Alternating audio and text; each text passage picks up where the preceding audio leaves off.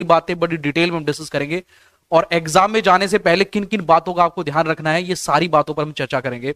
तो नोटिफिकेशन के ऊपर आते हैं। नोटिफिकेशन की अगर बात करें तो ये आप देख सकते हैं 68वीं प्रतियोगिता परीक्षा उम्मीदवारों के लिए एक आवश्यक सूचना जो है इसमें बताई गई है। इस परीक्षा में उम्मीदवारों को औपबंधिक रूप से प्रवेश की अनुमति दी गई है। परीक्षार्थी अपने ऑनलाइन आवेदन में भरे गए मूल फोटो पहचान पत्र के साथ रखना सुनिश्चित करें। यानी जो भी आपका फोटो आपने जब भी फॉर्म फिल किया था, जो फोटो आपने डाला था वही फोटो आपको अपने साथ में रखना है। कम से कम 2 कॉपी उस फोटो की अपने साथ रखनी जो भी एग्जाम देने जाना है। और अपना एक आईडी प्रूफ आपके साथ में होना चाहिए और कोशिश करें कि आईडी प्रूफ की फोटो कॉपी करवा लें। ऐसा आपको एग्जाम में जाने से पहले करना है। इसके अलावा अगर हम बात करें, इसके अलावा सेकंड पॉइंट में कहा गया है कि परीक्षार्थियों को 11 बजे पूर्वाह्न के बाद परीक्षा केंद्र में प्रवेश की अनुमति नहीं होगी। तो 11 बजे के बाद भाई एंट्री बैन है। 11 बजे तक आपको किसी भी हालत में एग्जामिनेशन सेंटर पे पहुंचना है। तो अगर जो भी स्टूडेंट का एग्जाम सेंटर के पास है तो ये कोशिश करें कि आप जो है आप बहुत पहले निकलें, बिल्कुल टाइम टू टाइम ना निकलें। और अगर सेंटर दूर है तो आशा है कि आप एक रात पहले ही वहां पर पहुंच जाएंगे। और अपने एक बार अगर रात को अगर आप पहुंच गए, मान लो आपका एग्जाम 12 को है, 11 को आप पहुंच गए उस इलाके में, तो एक बार होटल से उस इलाके में जाकर देख लें जहां पर सेंटर है। तो सेंटर को जरूर विजिट करें। अगर रात को आप पहुंच गए हैं, एक बार सेंटर को विजिट कर लें कि सेंटर कहां पे है। और अगर आपका सेंटर के आसपास घर है तो बहुत कम से कम जो है कई घंटे पहले निकलें, ये आपको पूरी कोशिश करनी है। एग्जाम में बिल्कुल लेट नहीं होना भाई, आपको 11 बजे तक पहुंचना है, उसके बाद एंट्री नहीं होगी। फिर कहता है कि नेगेटिव मार्किंग होगी। पहले नेगेटिव मार्किंग नहीं हुई थी, अब से 68वीं बीपीएससी में नेगेटिव मार्किंग जो है शुरू की गई थी। आप सभी को पता है कि उक्त परीक्षा वास्तुनिष्ठ प्रकृति और नेगेटिव मार्किंग की होगी। यानी नेगेटिव मार्किंग होगी, ऑब्जेक्टिव टाइप क्वेश्चन रहेंगे, तो आप जानते ही हैं। इसके अलावा अगर आपने मार्कर, व्हाइट फ्लूइड, ब्लेड और इरेजर का इस्तेमाल किया तो आपका 1/4 जो है अंक दंड स्वरूप काट लिया जाएगा। 0.25 अंक जो है दंड स्वरूप काट दिया जाएगा। तो कोशिश ये करें भाई कि ओएमआर शीट को जो है बहुत सारे स्टूडेंट को मैं देखता हूं, ओएमआर शीट कुछ तो ये करते हैं कि ओएमआर शीट को एक एक क्वेश्चन करके एक क्वेश्चन टिक मार्क करते हैं, फिर ओएमआर शीट को फिल करते हैं। कुछ स्टूडेंट ये करते हैं कि पहले सारे क्वेश्चन कर लेते हैं और उसके बाद एक साथ ओएमआर शीट करते हैं। तो दोनों तरीके गलत हैं, दोनों तरीके गलत है। ना तो एक एक क्वेश्चन करके ओएमआर शीट फिल करनी है और ना ही सारे क्वेश्चन एक बार सोल्व करके फिर ओएमआर शीट करनी है। दोनों तरीके गलत हैं। इस तरीके से ओएमआर शीट आप फिल करें, जैसे 25 क्वेश्चन आपने कर लिए, फिर 25 क्वेश्चन की ओएमआर शीट फिल करें, फिर नेक्स्ट 25 क्वेश्चन करें, ओएमआर शीट फिल करें, और फिर नेक्स्ट 25 करें, ओएमआर शीट फिल करें। तो अपना एक ग्रुप डिवाइड कर ले, 30-30 क्वेश्चन करके ओएमआर शीट फिल करें। ना तो सारी ओएमआर शीट एक साथ फिल करनी है, वो भी बड़ा गलत है, रिस्की है। और ना ही ओएमआर शीट आपको एक एक क्वेश्चन करके ओएमआर शीट फिल करनी, वो भी बड़ा जो है हेक्टिक होता है। तो एक ग्रुप डिवाइड कर ले, उसमें ओएमआर शीट फिल करेंगे तो काफी बेहतर रहेगा आपके लिए। तो ये आप कोशिश करें कि ग्रुप में 30-30 क्वेश्चन करके ओएमआर शीट फिल करें। और ऐसे ना करें कि आप जो बड़ी ध्यान से ओएमआर शीट फिल करनी है, क्वेश्चन का आंसर देखना है और फिर ओएमआर शीट फिल करनी है। ठीक है, एक भी अगर क्वेश्चन का सीक्वेंस बगड़ा या गलत हुआ, उसको फिर ठीक करने का कोई उपाय नहीं। अगर ठीक करने की कोशिश करोगे ब्लेड से, फ्लूइड से, तो एक आपका ये दंड स्वरूप जो है आपके कुछ उसके क्वेश्चन काटे लिए जाएंगे, कुछ उसका जो है जो मार्क्स हैं वो काट लिए जाएंगे। फिर उसके अलावा भाई कहा गया कि परीक्षा केंद्र में, परिसर में जहां परीक्षा होनी है, mobile phone, Bluetooth, wifi, gadget, electronic पैनर, पेजर, स्मार्ट वॉच आदि इलेक्ट्रॉनिक सामग्री लेकर जाना उपयोग वर्जित है। किसी अभ्यर्थी के पास परीक्षा केंद्र के अंदर किसी प्रकार का इलेक्ट्रॉनिक सामग्री पाया जाता है तो उसको कदाचार माना जाएगा। तो सिंपली भाई ये तो आप सभी जानते हैं कि कोई भी इलेक्ट्रॉनिक चीज आपको नहीं लेके जानी। लेकिन सिंपली अगर हम बिहार और बाकी राज्यों के एग्जाम को देखें तो कुछ भी अपने साथ ना लेकर जाएं। अगर आप लड़की हैं तो अपने गहने वगैरह उतार के जाएं भाई, ये बड़ी प्रॉब्लम होती है गहनों को रखने में। कोई किसी तरह की जो है वॉच ना लेकर जाएं, ना तो वो इलेक्ट्रॉनिक लिप्स में लिखा है, लेकिन वैसे भी वॉच आजकल अलाउड नहीं करते। तो सिंपली कड़े वगैरह हैं, कड़े वगैरह में दिक्कत आती है, कई बार कड़े उतरते नहीं है, कई सालों से कड़ा पहन रखा है, तो कड़े वगैरह निकाल दे। तो सिंपली अपने कपड़े पहन के जाने हैं, पर्स वगैरह भी नहीं लेना, कैश अपने साथ रखना है, एक आईडी आपके साथ होनी चाहिए और 2-3 फोटो होने चाहिए, जो फोटो आपने अपलोड किए थे जब आपने फॉर्म फिल किया था। और ये सिंपली चीजें लेकर जानी है। पेन लेके जाएं, कम से कम 2 पेन अपने साथ रखें। बाकी कोई भी चीज जो है आपने साथ नहीं लेकर जाएं, ये मैं आपको रिकमेंड करूंगा। इसके अलावा अगर हम बात करें भाई, ये कहा गया है, ये कहा गया है कि कदाचार में लिप्त पाए जाने पर परीक्षा केंद्र में इलेक्ट्रॉनिक सामग्री साथ पाए जाने पर परीक्षा को इस परीक्षा सहित आगामी 5 वर्षों के लिए एवं परीक्षा से संबंधित भ्रामक अफवाह फैलाने की स्थिति में 3 वर्षों के लिए बिहार लोक सेवा आयोग की परीक्षाओं से वंचित कर दिया। देखो ये दूसरी वाली बात काफी इंपॉर्टेंट है।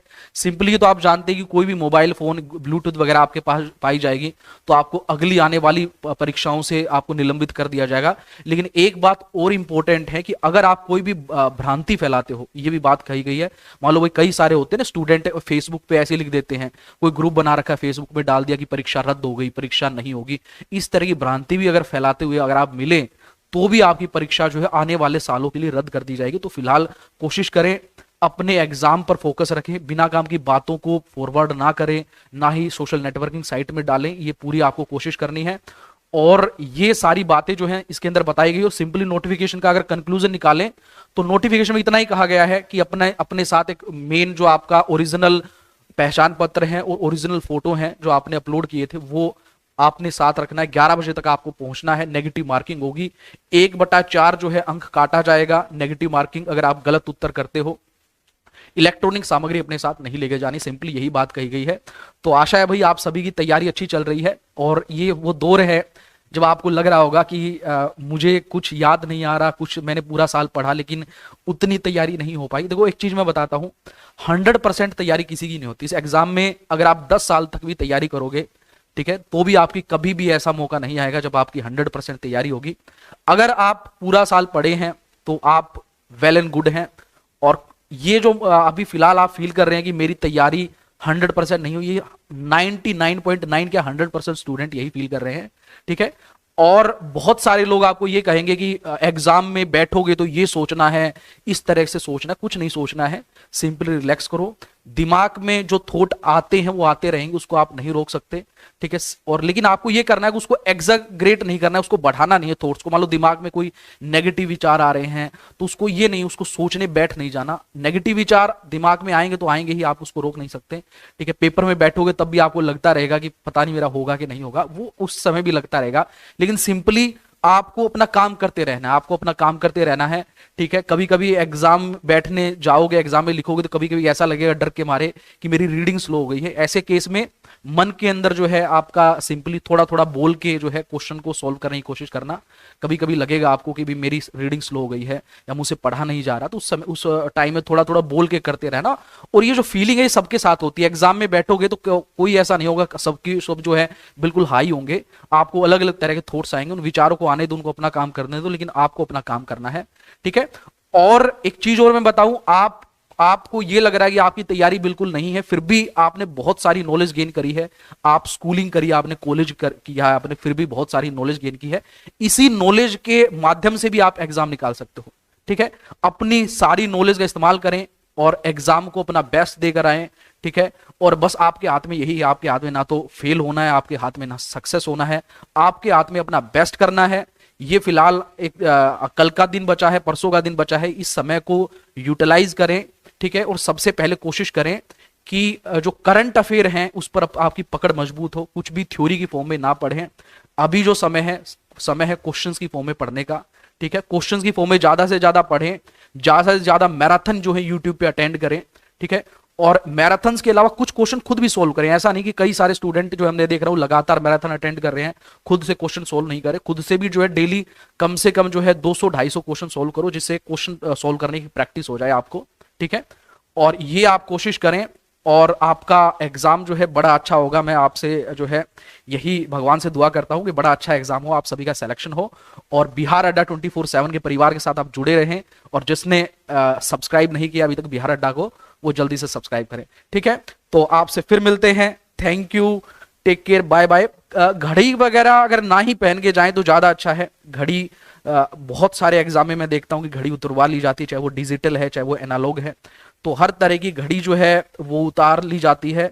तो सिंपली घड़ी ना ही पहन के जाएं तो ज्यादा अच्छा है। बाकी भाई आप जानते ही आप काफी होशियार हैं, तो फिर आपसे मिलते हैं, ठीक है। Thank you, take care, bye bye. Paper कौन सा सेक्शन से स्टार्ट करना चाहिए, सॉल्व करना चाहिए? देखो पेपर की अगर बात करें तो पेपर जो है आप सिंपली सॉल्व करें, ठीक है, नंबर 1 से ही सोल्व करें तो ज्यादा अच्छा है।